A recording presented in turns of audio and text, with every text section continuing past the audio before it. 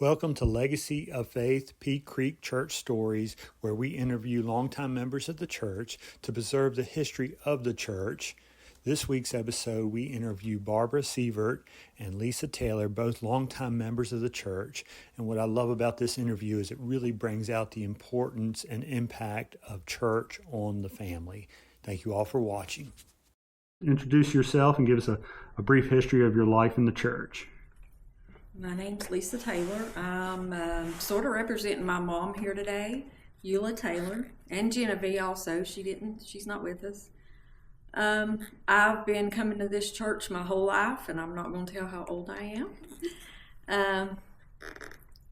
I left for a little while when I was 15 when I got married, but then I came back, and we went to another church during that time. Peak Creek is home to me. It was home to my mom. And I'm going to try not to cry, but God has made this place special, very special. And this is my Aunt Barb, and I'll let her introduce herself. I'm Barbara Severt, and I've come to this church all my life. And how long's that been? 86 years. I lived at Glendale for about 3 years, so 70, so... Lisa, we'll start with you. Can you share a story about a pastor or a past member or a special person in the past of the church that has shaped its identity? That is a really hard question because there's so many people. The Sunday school teachers that I had when I was young, they really helped make me, I guess, what I am today, and I look up to all of them. Lois Dixon. She taught our, I guess when we were younger, Sunday school, and then we would move to Vicki Boland's class when we got, I'm not sure what the ages were, and then when you got to be a teenager, Libby Henson was our teacher. And I love all those ladies with all my heart. Lois used to bring snacks and have Kool-Aid and stuff in her room, in the younger room, and I remember that because I'm not saying we weren't blessed at our house we lived at, but we didn't have snacks a lot. So that was a big deal to us, and we looked forward to it. They always made church fun, and they made you want to come. And I know it was God using them that made us want to come, but you just always wanted to be here. Absolutely. They sound like some very special people, of course. And the list is so long, there's no way you could ever go through all of them. I've wrote everybody down. There would be hundreds of people to talk about. Absolutely.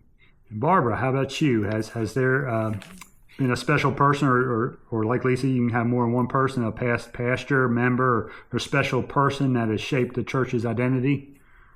I don't remember if I have. Right. I can't remember like Lisa. Right. Just liked all of them?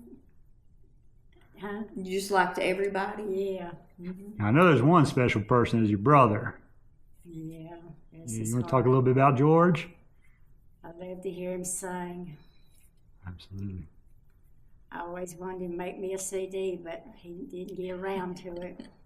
I remember when we was probably 14 or 15, they took us to Winston's, a sunrise service.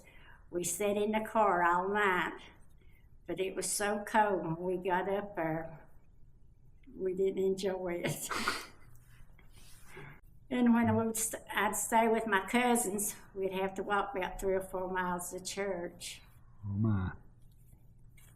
And you did that year round? Would you do that year round, even in the winter, walk 3 miles to church? No, I don't guess it's in the winter. Okay. But I lived right up the road here. Okay. So close to where you live now? Down here up Sheets Road. Okay. That's where I was raised. Okay. All right. Lisa, how has the church changed over the years?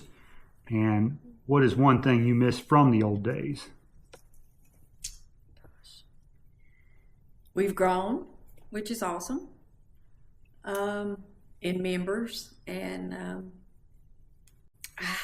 I miss like the homecoming that I know Libby talked about that in her session. I feel like I've thought about that, I miss the people coming from far away, and we stayed here all day. I remember that. We would have singings, but I think we've sort of turned that into a once a month thing, which is good. So you have time to get to know people, because when you come in here and sit, sometimes you don't even, you don't shake everybody's hand like you did at homecoming. I guess we just took the time to talk to everybody, but we do that once a month sort of in the building. So I love the building. My grandkids love the building. They go there and play basketball. So that is definitely something that has been added, which I don't know. I think our children use it. I think that we all commune there. And I think God has really blessed us with that change and added to. It's not really a change, and blessed with the funds to be able to do that. Absolutely.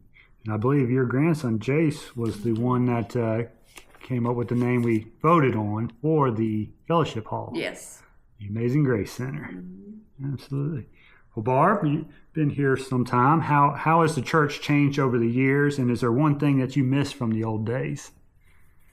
Lord, I can't remember. You probably miss the hot belly stove since you cold all the time. Yeah. I believe one of them was right here, right where we're filming it, wasn't it? Well, used to we didn't have windows. You could see windows, see in the windows, and when we had church at night, the young guys, they didn't come in, they just stood there and looked in the windows. Really? So, people don't do that no more. Okay. Is that because there wasn't room, or that's just something they did? That's just the way it was. Okay. All right. Well, Barb, let's keep along with you. What's your favorite memory of a church event or tradition from years past? I think I just forgot all I ever knew. You just love the singing. So I always remember you just loving singing. Yeah, I like to hear people sing. Well, you mentioned you liking your late brother George Sheets singing. What's the earliest memory of him singing in the church? When did he start? Do you remember? No, I can't remember. Was it earlier in his life or later in his life? It was early in his life. Okay. See, you remember that? Mm-hmm. Like, are we talking like in his 20s, 30s? When? Probably the 40s. My 40s. Okay. Yeah. I didn't know he was singing that long. Mm-hmm. Okay. I can remember when Mom and Lois and Georgelle and I think Bryce came here and sing, and I was very young, and I can remember them singing "It's Me Again, Lord." Okay. I got a prayer, I need an answer, and I've always loved that song. Right. Yep. Absolutely. So, Lisa, what about you? What's a favorite memory of a church event or tradition or something that happened in the church past? I just think every memory that I have of here is special. I don't know what would be my most special memory. I don't know. Probably my kids coming to the Lord and my grandkids being here and my mom, and I just loved and my mom loved when all of her kids would come to church and we would feel like 3 or 4 rows, and my mom loved that. And I miss that today. Barb, what's one thing Lisa does or has done for the church that makes you proud of her? She don't remember that either. When you get this old, you forget things. But I love to hear Lisa sing, and she don't sing no more. Anything else you can think of about Lisa that makes you proud of her? Proud in her growth in the Lord and in the church? She's just always been special. Lisa, what's something that Barb does or has done for the church that makes you especially proud? Barb is like the sermon you preached today. She is very meek. And I have that wrote on my paper just so you know I didn't get it from your sermon. She's always been a gentle, kind aunt. I mean, she never has anything bad to say about anybody. She is a very good Christian. And the one thing that she has always brought before the church that is special in her heart, and I know she means it, is she said it again today: pray for the names in the box. Yeah. And our prayer box used to be like it would sit on top. And sometimes they would put it in the back, and you would write names on cards or papers, and you would put them in that box. And I know that my mom done that, Genevieve, Barb, and I know they sincerely prayed for every name in that box. And sometimes it's not stuff you want to say out loud, and it doesn't really matter because God knows your heart and He knows what's in the box. And so when Barb says pray for the names in the box, that just really touches me, because I know she sincerely and every day she prays for the names in the box. And a lot of them's people in our family, and a lot of them's people in other people's families. Maybe somebody you just met on the street and you don't even know their name. And I know my kids, grandkids, PJ, Jace, Lexi, they've all wrote names and put in the box. And we used to have a box in the Sunday school room when we had Sunday school in the basement for the kids, and they may still do this. But they had a box, and they would put names in it, and then they would bring them and put them in the box up here so they could be prayed for twice over, they thought. Right. Now, Barb, your sister, Genevieve's the oldest, right? Is Genevieve the oldest sister? Yeah. And then it was Eula next? Nope. I was next. You were next. George L. Then Georgia. Eula was the baby? Mama was the baby. Mama was the baby. So were you all as a family, you were brought here from little children, is that right, Barb? As far as I get. Mama Ethel? I can't remember that. Right. Okay. But your earliest memories, you were coming here? Yeah. Absolutely. Okay. What is the funniest or most unexpected moment you've experienced while being at Peak Creek Church? The chicken. Oh, my. So we'll just bring you right into that. That's one of the funniest. And another funny memory of mine is Bill and Wilma Combs. I love them. They're on my list, to talk about maybe. But the teenagers, when Ricky Thomas was pastor here, he had teenagers. That's when my kids were teenagers. Teresa's kids, I cannot remember who all was in on it, but they went to Wilma and Bill Combs' house and rearranged it while they were at church one day. So they had the best time with Bill and Wilma. And they came home and their couches were all turned around, and it was just so funny. Teresa's son, my sister Teresa, her son Matthew, he got the best kick out of that, and he was very close to Bill and Wilma. So, and knowing Bill and Wilma, especially Bill, that probably got him, didn't it? He was a pretty good sport, though. Okay, that's good. That's good. That's good. I didn't know about that. That's been a long time ago. So my children are Josh and Jason Sheets. They are 30? Josh will be 40 this year, so that was probably when they was 15, 16 years old, so that has been a long time ago. So, okay. But I can still remember them kids talking about Bill and Wilma's face when they come home. That's good. Was there ever a time when the church faced a big challenge, and how did the church overcome it? I would say the biggest challenge that I remember is just like when we didn't have a pastor or just, but God brought everybody together and he worked it all out.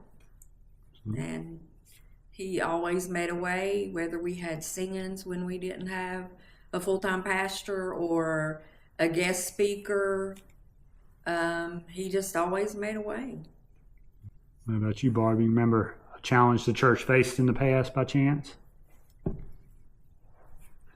I forgot all my names. Bless your heart. I think you're leading us on. Yeah, I think she is too. Yeah. She'll remember what to say when we leave. Yeah. Lisa, you, your mom, and all your sisters were in a music group. Is that correct? Yes, with our cousin Kim, George L's daughter. And I miss that. And I'm trying to do a video, and I'm going to try to get that to you. That's got a lot of that in it. A lot of my mom, just our whole family. So my grandma Ethel, which would be Barb, Genevieve, George L, and Mom's mother, I can remember her coming to church here, and she lived very close. And this has just always been my home. Mm-hmm. My mom, and I'm a very good crier, so you have to bleep that part out. My mom and us kids, I had a good dad, but he didn't come to church and he wasn't saved for years. And I know this is not about our personal testimonies, but it is a little bit. Our home life was not the best you could have. And this was our safe haven. I mean, our church, you just wanted to come, whether it was to get away or just to be at the altar, or you just felt safe when you came in here. And I think that's how my mom always felt also. It's like when you came through the doors, even though God's with you everywhere and he's going to protect you where you're at, but it's like when you come through the doors and it's still like this, it's a safe home. It's not just a church, not just a building. It's a place that you just are safe in. I don't know any other words to put it. So I'm trying to put a video together. So me, Kim, Mom, Sherry, and Teresa started singing, and we sung for years. And that's when our kids were just 2-3 years old. So it's been a long time. We actually made a couple of CDs, records, cassette tapes. It's been that long. The first one that we done was a cassette tape. George L helped us with all that, and I remember Ethel, she would buy us dresses the like, because you were supposed to be alike when you had your picture. Wait, back up just a minute. Whose idea was it to start this group? The group? Okay, so I've always sung. Barb used to pay my kids to sing in church, and I actually was trying to get that off of the video of one of Mom's old VHS tapes yesterday to get a picture. So, and I was going to, show it to Barb, because she used to bribe. You're not supposed to bribe people, but she didn't call it. Wasn't bribing to her. It was an incentive when they would say, "No, we're not going to sing today." And Barb loved music, and she'd say, "I'd give you $5." And of course, my boys were 5-6 years old. They were like, "Yeah, give me the $5," and they would get up here and sing. So I've sung in a singing group all my life about it since I was about 15. The first group I was in, Randy Lovelace was in that group. My kid's dad, Tracy Sheets, he was in the group. Roger Blevins, he's a pastor now. He was in our group, and his wife. And then Kim came into that group. So when we stopped singing and everybody just went different ways with things that they were doing for God, we just missed that. So my mom always sung with George L. She always sung in a choir here. She was just a singer, awesome singer, just like her brother George L. She sung alto. I can still hear her voice in my head all the time with the alto voice. She's just awesome. So anyway, we missed the singing. So me and Kim and Sherry and Teresa and Mom, we formed a group, and we called our group Rejoice. And we did not have anybody that could like play the piano or whatever. Kim can, but we used the instrumental CDs and stuff, and we done music like that. And we probably went 2-3 nights a week to revivals all year long and to different churches and sung everywhere. I miss that. And you know, Barb misses that. And another special person when I talk about our singing is Effie Wilson, Kim's grandma, Lois's mom. She would just say, no, you girls just need to sing. You just need to keep on singing. And it's just something that was like inbred in us, I guess. And then when Mom got sick and she couldn't sing anymore, Barb's right. You know, I haven't. So it's been hard. Kim done the presentations here. There was more than that. She put her whole heart, mind into the musicals, and that was really good. And it's just something we've always enjoyed, and something Barb's always liked, I think, too. Haven't you, Barb?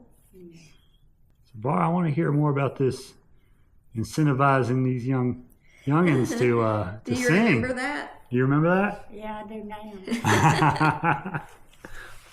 What's the most you paid one of these youngins to sing? What was the most? I don't know. Probably everything she had on her at the time. Oh my. I don't remember that. Right. But my son Josh, he can really sing too, and he was in a lot of the musicals, and he has a really good talent too. So I guess Barb sort of brought that out in him, paying him that money. So, you know. You get credit for it. I miss them coming here. I wish they would come back. Well, what's a piece of advice you'd all give to new folks to the Peak Creek Church family that want to play an active role in the church community? I say just jump in, because there's all kinds of doors open, and every person that comes here, they might be able to speak to someone and touch someone that I cannot, or that Barb cannot, or that you cannot. Everybody's touchable by God in a different manner and by different people. Barb, can you think back to in the past a favorite pastor of yours in this church? No, I don't have no favorite one. It won't hurt my feelings, Barb. She really probably doesn't have one. Okay. You just liked them all, didn't you? Yeah.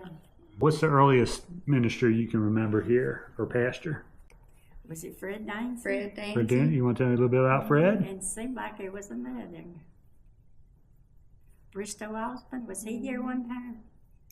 Mm-hmm. Sweetheart, that's why I'm doing these videos. There's a lot of history I don't know, and we just want these newer generations That's his name comes to my mind. know this history. Because that's the thing, things like you and your sisters and brother did. You know, there's already folks now that have just joined that will never know about George Sheets, never know about Eula. Mm-hmm. Did you go to the schoolhouse that was up the hill? I went to schoolhouse. Okay. I can remember playing in the pines. That used to be all trees up there where the building is. And that's just across here from the church, right? I mean, obviously the building's not there. Okay. Now, did all your sisters and George go there? To that school? To the school. Yeah. Okay. I'm sure they did. I went to Nathan's Creek when I was in the 6th. Okay. So they must have just had it in the 5th. Okay. Okay. Did you have to walk to school too? Yeah, it was just right up the Right. road. I mean, Okay. Is there anything else that's on either of you ladies' heart that you might want to share with us? I wrote down a few pastors and not that any of them, it's just ones I remember. Yeah. So I remember Greer Sheets pastoring here, and that's Libby's dad. I remember Fred Dancy, like Barb, and I can remember the 3 red chairs behind you. They have been here for forever. And my 2 brothers were probably 3 and 4 years old, Mike and Mark, and they would go sit on each side of Fred every Sunday, and they would sit there during his sermon. And I can still see that so vivid in my mind. There's no pictures. You know, we didn't have pictures back then like we do now, but I can remember that. And then Rex Sheets was our preacher, and I'm not sure what order all these were in, but he was, I can remember him. Ricky Thomas, when he came. Ed Hall, of course, and Rita. Doug Diamond and Genevieve wanted me to tell this. She remembers very good when he came, and she was the one that took him around and showed him our area and the town, and she got really close to him. And then, you know, of course, we have you. I remember you're doing all kinds of great things for the church and for the youth, and we just appreciate you. And my grandson does appreciate the building, and he sneaks up there sometimes and practices basketball on his own. They all do. We have a big family, and when I get the video, I'm gonna try to get just a clip of everybody in there that no longer comes. And I was gonna try to do this without crying, but we all know that's never possible. So used to, we took up 3, 4, 5, 6, 7 seats in the church. So it would be Georgelle and Kim and her kids and Mom and her 3 daughters, Sherry, Teresa. They all came here. Me. My brothers have not been coming regularly. I can't talk. You have to edit that out. In a long time, but they used to. Genevieve, her kids, Angie, she came here a lot. Barb, Wendy. I mean, we took up the whole section back there. So that was a special time. And I know when they used to have on Mother's Day, they would give flowers to the oldest mother and the youngest mother and the mother that had the most kids present. And sometimes my mom, we would all try to come that Sunday. My brothers would come, and sometimes she would get that flower, and that'd make her just very proud, you know. I could just go on and on all day about stuff, and I know I've got it out of order, and it's just not like it's supposed to be, but I do really miss my family being here. Kim, Sherry, Teresa, just our whole family. I can't even think of who. My son, Josh, Ashley, they did a lot with the VBS in the years past, and I found all those pictures. And I just wish we could all come back together, and maybe that's not God's plan, but that would make my heart happy. We certainly love when your grandyoungins still make it. And yeah. It's a blessing to see them I have. time to time. Yes. Very blessed. Very blessed. And I know Yola loves when you're bringing them here. Yes. And she always said that. She always said, if I can't go to church, you still need to. And years ago, Barb, Mom, Genevieve, I don't remember a Sunday when they wasn't here. I mean, that's what you did. The only time my mom wasn't here is if she had to work that day. And they planned their life around coming to church. I mean, they really did. And I guess that's what we should do now. We should set this day aside and give it to God. And that's what they did. The blessing to me was when I first started as pastor here was your brother. The Lord's called home, and we know he's home. But do you want to talk a little bit about him? So, just to give history to those that don't know me or don't know us, there were 5 kids in my family. Sherry's the oldest, then Teresa, then me, and then I had twin brothers, Mike and Mark. Nothing made my mom happier than for them boys to be in church. And they both came, they got saved, they were baptized. And Mark had a very meek spirit too. And he just was so willing to help. But I can tell you that the happiest of my mom's heart would be when we were all here. And she prayed a lot for my brothers. Not that she didn't pray for us girls, but she was like, y'all are going to be okay. But the boys had a special place in her heart, a very special place. When Mark passed, Mom and Teresa and Sherry and Mike, they were out of town. And they called and I went to Mom's. He was staying at Mom's. Him and Kay was there at the time. And it was going to take Mom and them like 2-3 hours to get back. And Barb and Genevieve came and sat and stayed when we went to the hospital and they pronounced him. They never left me and stayed with me I guess they stayed there until we all got there and left. But of course I called Danny, my husband, and he came, and he's not very good in hospitals, so he left me with Barb and Genevieve, and he knew I was in good hands. That's good. And like you say, I know Mark's in heaven. I know he welcomed Mom home when she came. And I'm still mad at him for leaving, but I wouldn't bring him back. Right. I just want to join him. Absolutely. Barb, is there anybody special at this church that you miss that's no longer here with us? Anybody that sticks out to you? Well, I remember I could cook back then, and